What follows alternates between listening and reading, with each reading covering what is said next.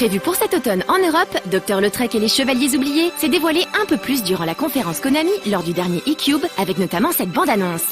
Comptant capitaliser sur l'absence du professeur Layton sur la dernière portable de Nintendo, Konami espère bien imposer sa nouvelle licence. Dr. Lautrec ressemble en effet énormément au titre de Level 5, avec ses phases de dialogue et de puzzle prédominantes. Néanmoins, il compte bien s'en distinguer pour créer une aventure propre, en incorporant à son gameplay des éléments RPG avec notamment des combats au tour par tour. Le professeur Layton n'ayant l'intention de débarquer qu'en fin d'année chez nous, Konami pourrait bien faire mouche avec son nouveau titre.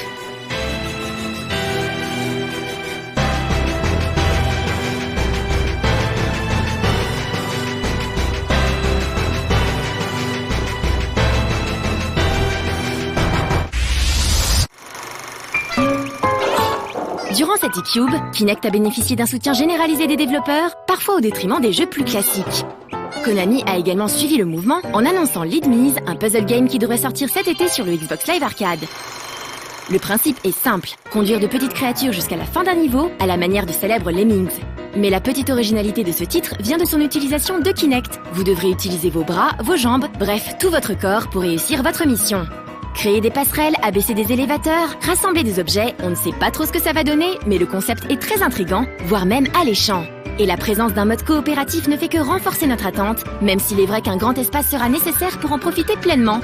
Avec The Gunstringer, Lead Me's fait partie des jeux Kinect s'adressant à un autre public, à surveiller de près donc.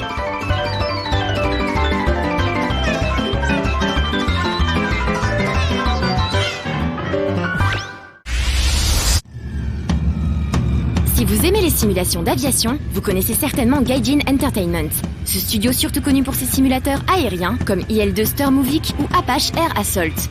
Leur prochaine production Birds of Steel, prévue pour 2012 sur le PSN et le XBLA, se déroulera, si l'on en croit les images, durant la Seconde Guerre mondiale au Japon. Nous n'avons pas plus de détails pour le moment, on se contentera donc de ce petit teaser.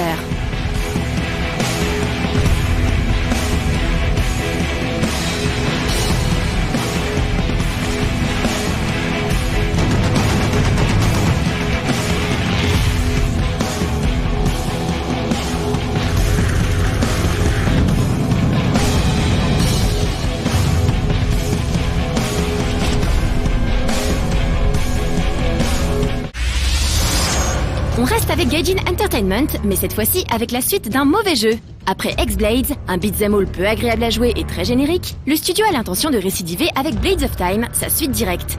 On garde la même héroïne, Ayumi, mais cette fois-ci, afin de respecter la condition de la femme, elle aura un mini-short par-dessus son string.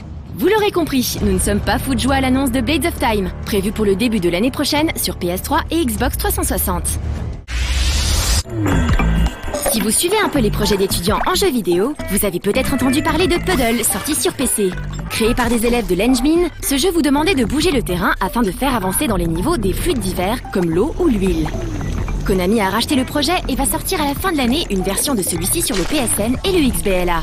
Puddle Arcade devrait donc être le même jeu que sur PC, mais réadapté sur console. Ça fait plaisir de voir un éditeur japonais s'intéresser à des projets 100% français. Il est bien loin le temps où l'Europe était la 5e roue du carrosse des jeux vidéo.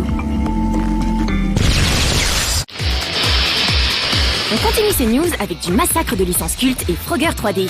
On ne va pas s'éterniser dessus, faisons simple. Dans cette nouvelle adaptation des aventures de la grenouille, vous devrez toujours traverser des niveaux en évitant de vous faire écraser par des véhicules en tout genre.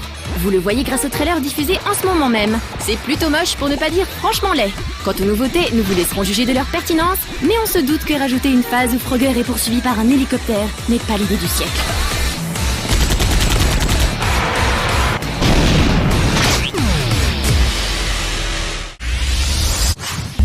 Après avoir recueilli de nombreux épisodes de Dance Dance Revolution, notamment l'épisode Hottest Party 4, formidablement critiqué sur la chaîne, la Wii va se doter d'une nouvelle version de la simulation de danse.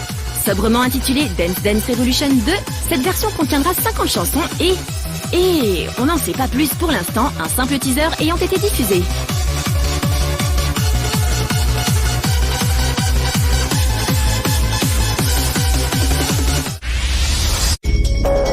Comme chaque année, la série des Pro Evolution Soccer aura le droit à sa nouvelle version, sortant sur tous les supports, même la PS2.